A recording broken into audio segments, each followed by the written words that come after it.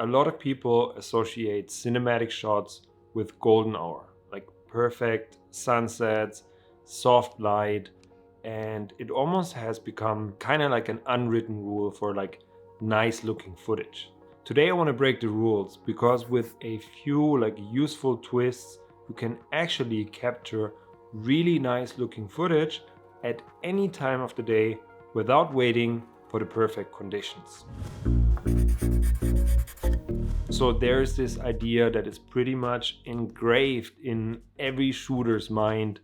Golden hour equals cinematic shots. Yes, those moments when the sunlight is just right, making everything look like wow.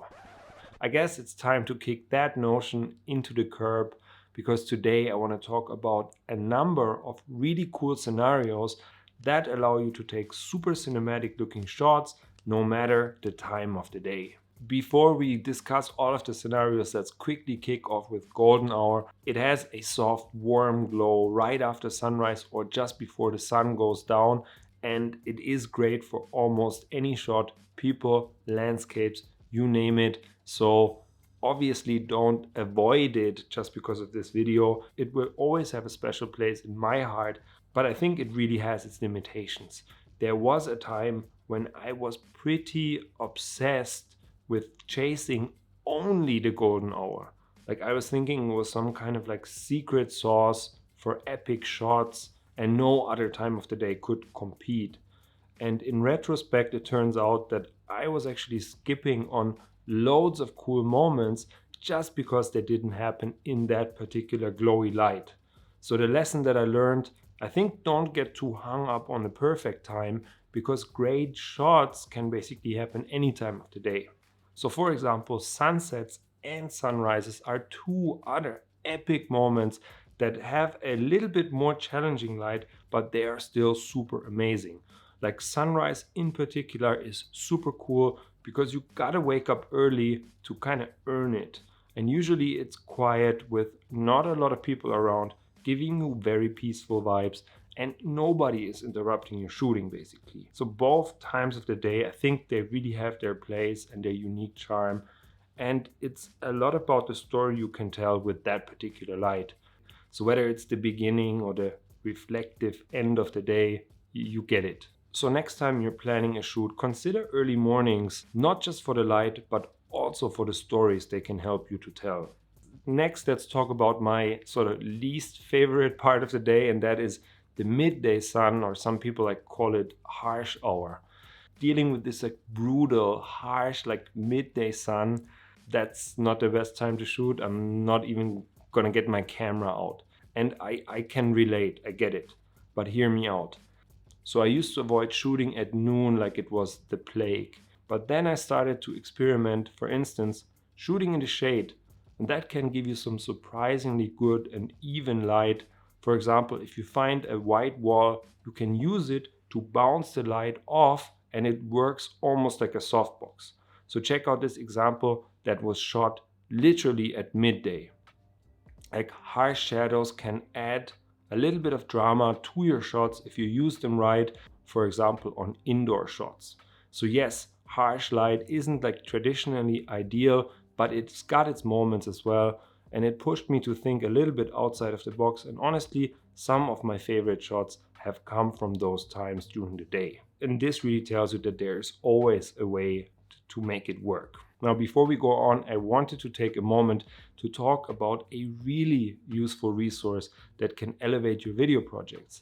And that is Motion Array, who happens to be the sponsor of today's video.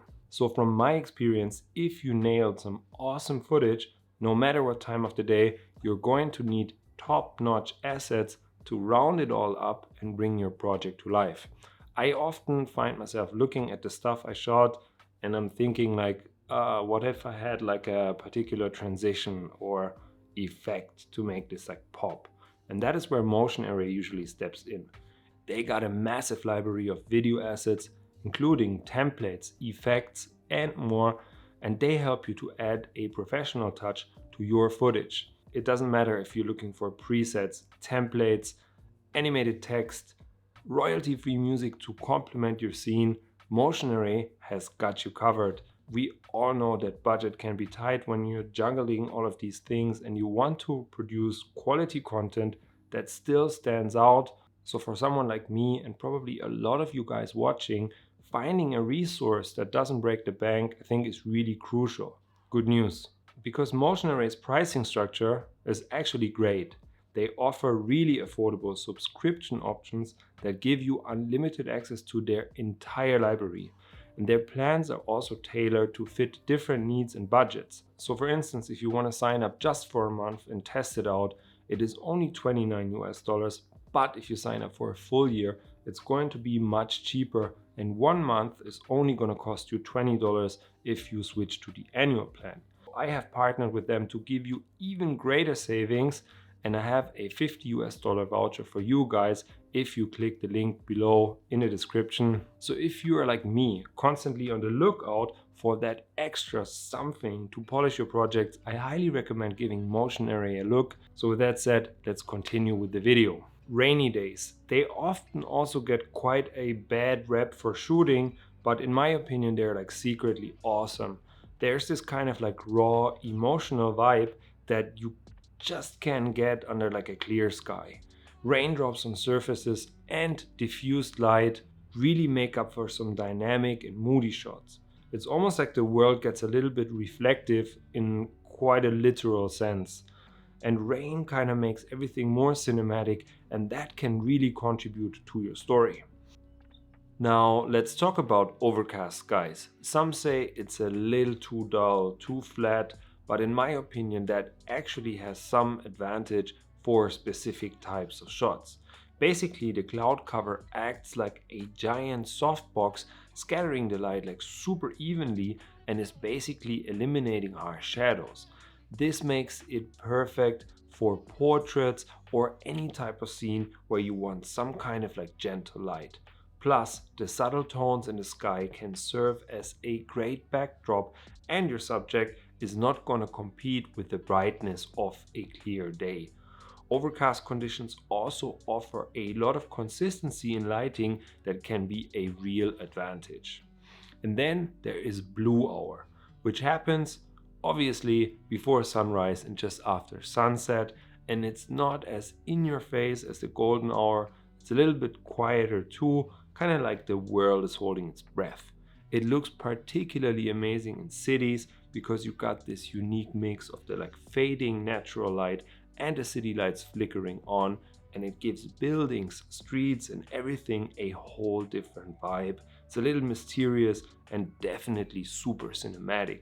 So yeah, blue hour definitely got its moments and can turn ordinary scenes to look way better. And last but not least, let's not forget about shooting at night when the sun is fully down and the city lights come up. It's a whole different ball game. You've got neon signs, street lights, car headlights, and they all become your playthings. Nighttime is where you get to experiment with all sorts of contrasts and colors. You think daytime's got drama, I think nighttime is where it's at. But in the end, it's all about how you use the light that you've got to paint your scenes with like vibrant and dynamic hues that only come out after dark. It seems super challenging at first, but once you get the hang of it, I guarantee it's super fun. Plus you can create some seriously cool shots that you just can't get in any other time of the day. And there you have it. Remember, it is not only about chasing perfect conditions, it's basically about making what you have work for you. So the next time you're thinking, nah, the light is not right, just grab your camera anyway, and you might be surprised of what you can create when you step out of the golden hour, that kind of comfort zone. So thanks for sticking with me. If you made it all the way to the end right here, please leave a like, and you might also want to consider subscribing to the channel. Plus, I left a playlist right here that you also might find interesting. And with that said, I'll catch you guys in one of the next videos.